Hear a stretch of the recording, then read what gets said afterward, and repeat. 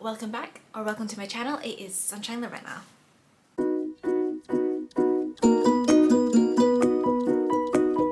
Hi guys, so this is going to be my July wrap up. It has been a busy reading month. I read 11 books.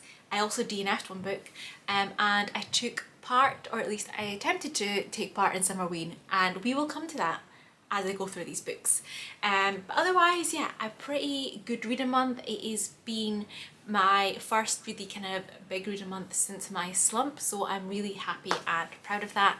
I do have to add that there are some short books within that, so that helped, and audiobooks as well. Okay, at the very start of the month, I decided to do a little 24-hour readathon for myself. The vlog is up on my channel, so I will link. But yes, so I decided, which also helped, I might add, you know, kick off the month with a decent amount of reading. So the first book I picked up was The Yellow Wallpaper by Charlotte Perkins Gilman. This is a classic, so at least, you know, I ticked off another classic because I'm behind on my I want to read 10 classics in the year, so go me. It is a short story, and I actually listened to it on audio, so it was like super fast. It was like 50 minutes long. It was perfect to kick off my 24-hour readathon, and a perfect little classic to tick off another classic. It was first published in 1892.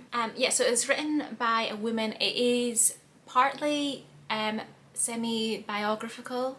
It was written in 1892, and it's just following our main character, a woman who's going through a psychosis and a battle with depression and postpartum. I can't really say much more, otherwise I'm going to give away since it's such a short book, but I thought it was really good. I gave it 4 stars. The next one that I picked up in those 24 hours was Wild by Cheryl Strayed. This was a Rory Gilmore book from the extended list, including A Year in the Life, because again, I have a goal to read 10 of those and I am failing at it, so you know, I was trying really hard to at least tick off a few things to attempt to achieve these goals, because I don't know if I actually will, again. So yes, this is a non-fiction biography memoir, and yes, it's also been made into a film quite a few years ago. It has Reese Witherspoon in it. I haven't seen the film. I don't want to watch it after reading this, but it follows Cheryl. She, at 22, she kind of thought she'd lost everything.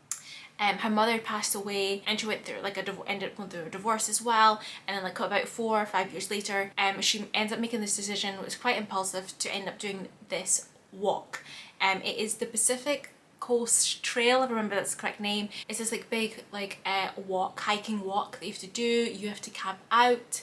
It's like really long distances between places where you can actually stop and like stay somewhere to have a proper shower, etc. So it's, you know, you're supposed to prepare for these type of things, and at the time of her doing it, it wasn't as like commercialized, is that the word I want to use? You know, it wasn't as popular, and people were doing it, but I think after her book and the film, it's become a lot more popular and well known. But yes, it's a really, really physically tough walk, and impulsively she's decided to do it with no preparation. And yeah, she ended up deciding to do this alone. So it's her journey going through that, and the things she discovers about herself, different people she meets along the way, and I thought it was really good, and a different type of kind of memoir than what I read previously, and I really enjoyed it, and I definitely recommend. I do not give memoirs ratings. I just feel like I'm personally rating somebody's life story if I do that, unless it's something that's been like really exceptional, and it has spoken to me, not necessarily that it's like the writing or whatever, it's just like it's spoken to me. Like if it's 5-star, then I will say 5 stars, as in like I've connected with that story personally, maybe not really a reflection of actually the quality of the writing, etc. I hope it makes sense. But yeah, I don't really rate memoirs. Then the last book that I picked up during the 24 hours was The Turn of the Key by Ruth Ware. I finally got to this. I've been wanting to read this for like a year. I've had it. This is my second Ruth Ware. The first one I read was One by One, which I thought was fine. It was an okay thriller, but I knew everyone really loved this. It's really hyped, and this was one of my 5-star predictions, and guys, it lived up to it. It lived up to the 5-star prediction. I actually got one of them right. It was 5 stars for me. There was twists in this I didn't see coming, and the ending, did not expect it. So like she had me hooked. I flew through this, absolutely loved it. Yeah, and I do actually recommend, for me personally, lived up to the hype. So this one follows Rowan. She ends up getting this job to be a nanny for this family. It's in Scotland, in this remote place, and it's actually in a smart house. It was like an old house, but they've turned it into a smart house, so like everything's controlled by like, you know, voice commands, through your phone, etc. It's a live-in nanny position, and it does seem to be a bit too good to be true. Like, no, with the pay, like all the perks, etc. And as you know, with thrillers, if it's too good to be true, it probably is. What Rowan doesn't know that she's actually end up stepping into a nightmare, one that will end up leaving one child dead and her in jail. So in this, you're basically following her writing letters to her solicitor, trying to prove her innocence, because she says she didn't do it, she didn't kill the child. And if she didn't do it, it means that someone else did it. So that's how we're following it. I love the style of her kind of writing these letters to her solicitor to prove her innocence, so you got the full story through her. I also love when you just focus on the one person, because you never know if she's telling the truth. And like I said, I did not see the ending coming. Absolutely loved it. Recommend. 5-star. Then I read The Plus One Pack by Portia McIntosh. This ended up being a 4-star. It's a romance book. Loved this. I got this like last year as a mystery kind of book. It had a little cover. I'm sure I have it somewhere, but I can't remember. And it had a description on it. It only cost £2. And yes, it was like a gamble. Was I gonna like it or was I not? And I did, obviously. It worked out well for me. The only thing I have to say about that mystery book from that specific place, which has been closed down now because I got an extra and I was there not long ago and that shop wasn't there, but when they've obviously wrapped it, and I don't know if you can see, but they had actually written it after they wrapped it, so then there's some like lines on there. I don't know if you can see it, but yes, I really enjoyed this romance novel.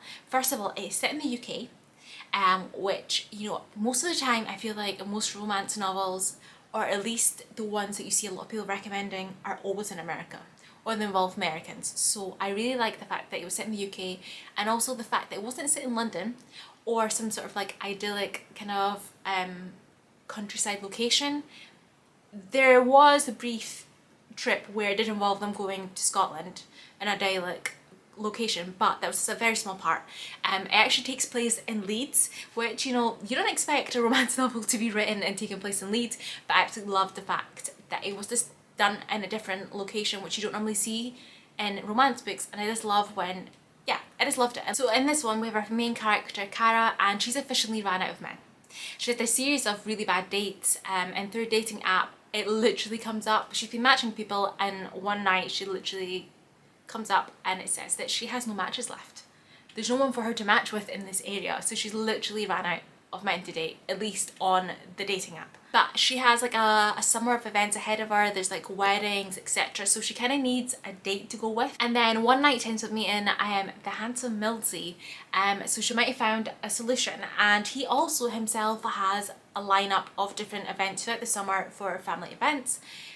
So they end up making a pact to be each other's plus one, to try and help each other out of these different situations. At least they're with somebody, and they can kind of dodge, you know, lots of family questions.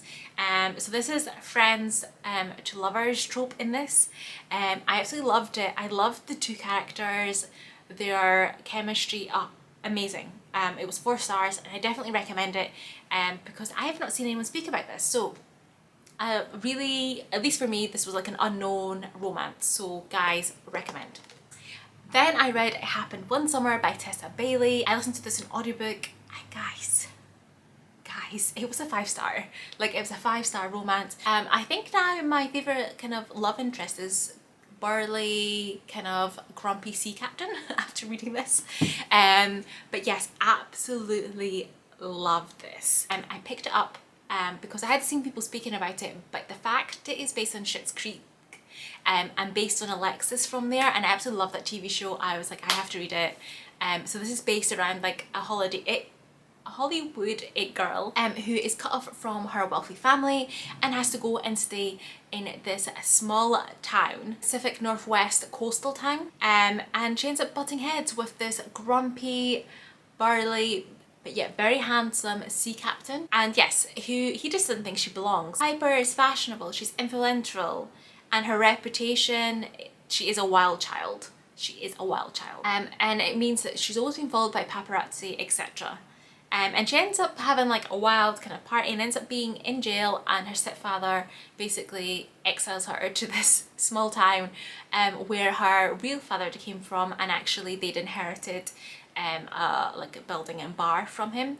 Her sister actually, even though she's not exiled, decides to go with her to help her out, help her settle in and go along for the ride. And yes, like I said, she ends up bumping into Brendan, who's this grumpy, burly sea captain who just doesn't think she's gonna last. And yes, we follow, those are our two main characters, we follow along.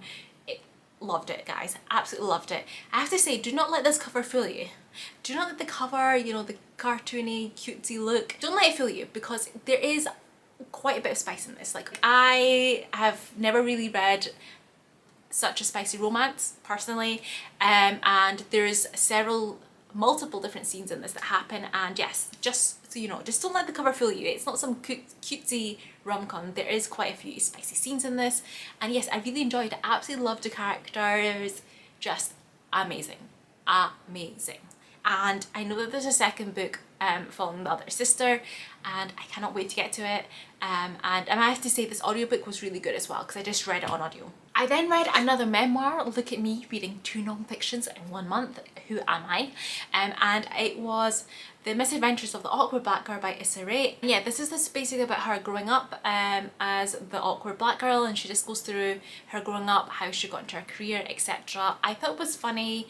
I really enjoyed it. The audiobook is read by her, which I always think when the author actually reads it, you just get that extra something from it. I don't know how to explain it, but yes, I really enjoyed this, and I do recommend it as a nice kind of memoir to read. Then I read So Happy For You by Celia Lasky, and I got this as an ARC from the publisher, and this is basically, it's a thriller.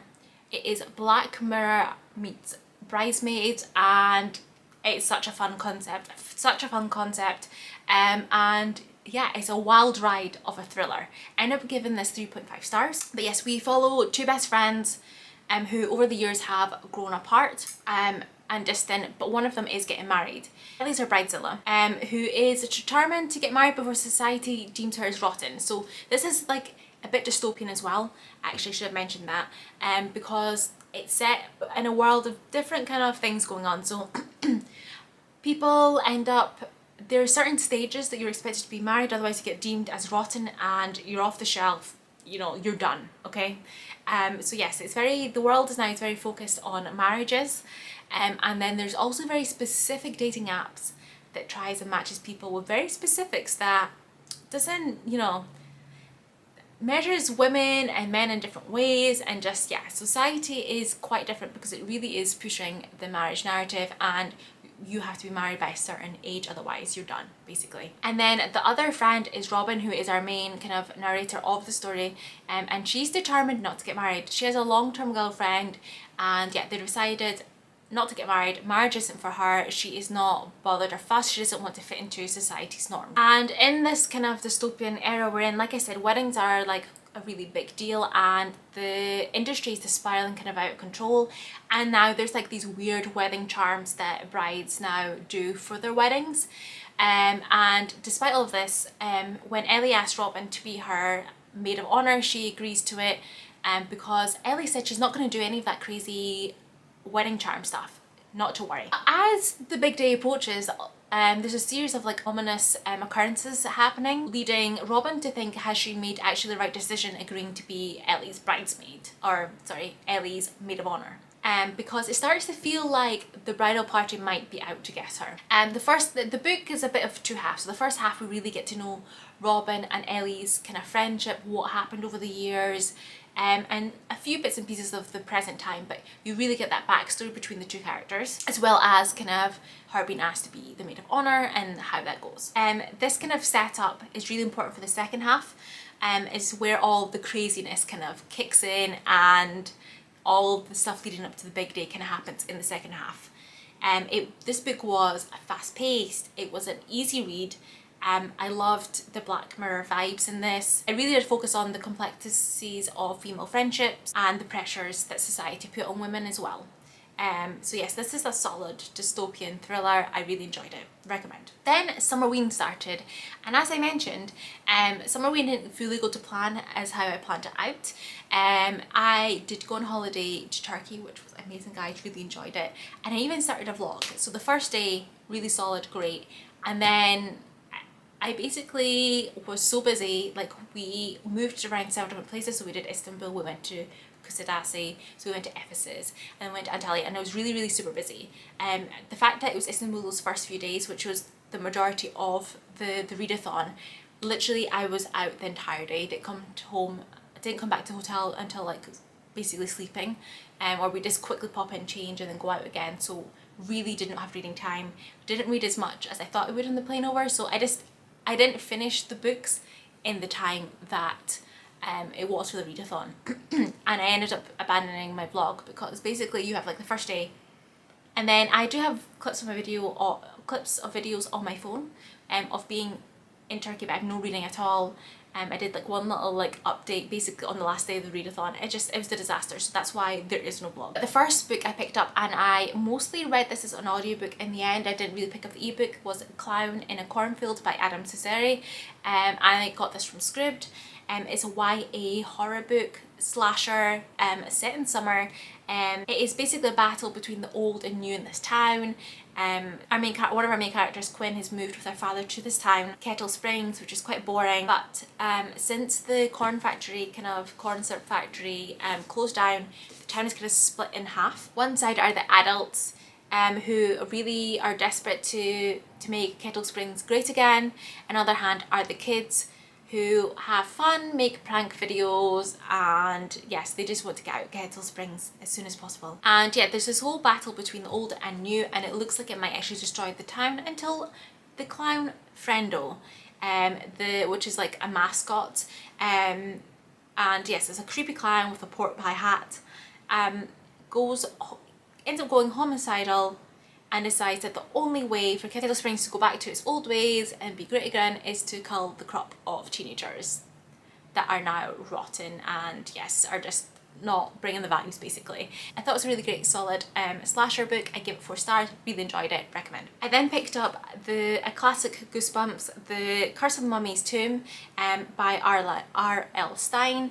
I have been slowly picking up a few Goosebumps since last October. I'm doing an audiobook from Scribd because they're only a few hours long and I speed it up and they're really fast paced and quick.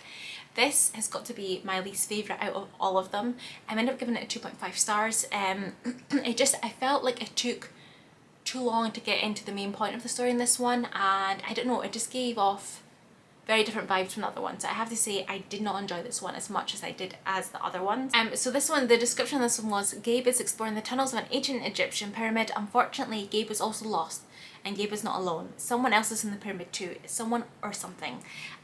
Which, like I said, that comes into play quite late on into it, so I feel like you didn't get to like the meat of the story, and then once you did, it was quite a quick turnaround. So for me, 2.5. I then pick up another Goosebumps book, and that was One Day at Horrorland, and this was a very different story to The Curse of the Mummy's Tomb. I ended up giving this 3.5 stars because I felt like this was more like the other Goosebumps that I read and how the story kind of played out. So in this one we have a family, and there's 2 kids and also the friend of the brother, and they were on their way to go to some sort of theme park. They end up getting lost and end up seeing signs for Horrorland, and the kids are like, yes, let's go to Horrorland, that sounds really cool, looks really fun in this sign. The parents are a bit apprehensive, but they end up deciding to go because they are lost, they don't have a map with them, so why not just go? So yes, they end up going to Horrorland, and there are some very terrifying attractions and rides and things that happen in this theme park. I won't say much else, but yes, I really enjoyed it. I loved how it built up and the different things happened, and this was very much more like the Goosebumps that I read before, like I said. For Summerween, I also picked up The Haunting of Hill House by Shirley Jackson, which is, you know, a well-known book. It's also a TV series on Netflix, which I haven't watched. I do want to watch it because apparently the TV series is very different to the book. The only similarities is the fact that it's like a haunted house and there's these people there. And yes, so I picked this up on ebook to read as part of Summerween, and this is the one that I DNF'd, guys. This one I got DNF'd. So in my edition, because it was an ebook from the library and I was doing it on my phone, there there was 375 pages and I read up to 176, so I did read a decent chunk. I just felt like in that chunk that I was reading, nothing really happened. They were in the house at that point, they'd spent like a night or two, but nothing was really going on, nothing was really happening. I didn't really connect to the characters, didn't really like them. And I was kind of bored, and I was like, you know what, I don't want to waste any more time on this because I'm not enjoying it. I'm going to DNF it. The thing is, the reviews on this are very mixed, but from what I've seen, most people don't like the book, actually really like the TV show, and the TV show is like really well liked, so I think I'm gonna check it out at some point. And then the very last book that I read and finished last night, 31st of July, was The Retreat by Sarah Pearce, and this is her second book. It's a thriller. So last year, was it last year? Anyway, she released the Sanatorium, which I have up here. It is still following the same detective, Ellen Warner. So this, I think she's like doing like a series following the same detective. This one is actually set in the UK, and yes, it's about this kind of island getaway, and there's a series of deaths, and we're kind of following along what happened. This island, there's like a eco wellness retreat on there. And it's been opened on this island off the English coast, and it's supposed to be promising rest, relaxation. The island itself is known locally as a Reaper's Rock, and it has a dark past. And it was once a playground for a serial killer, and it's rumoured to be cursed. So she is called to the island when a young woman's body is found on the rocks below the yoga pavilion, and what seems to be a tragic fall. But the victim wasn't a guest, and she wasn't meant to be on the island at all. So yes, Ellen ends up suspecting that there's more to this than some sort of accidental death, and this is an investigation of what happened and what other things happened on this island. I don't want to say much else, but I've given it 3 stars. I did enjoy it. Good character development. I think, yeah, it's a solid thriller. And yeah, that is it. That is all the books. I feel like I've been talking for absolute ages, and I hope this is not really long. That's all the books I read in July. So yeah, let me know if you've read any of them, what you thought. Yeah, comment, like, subscribe, and I hope you see the next one. Bye.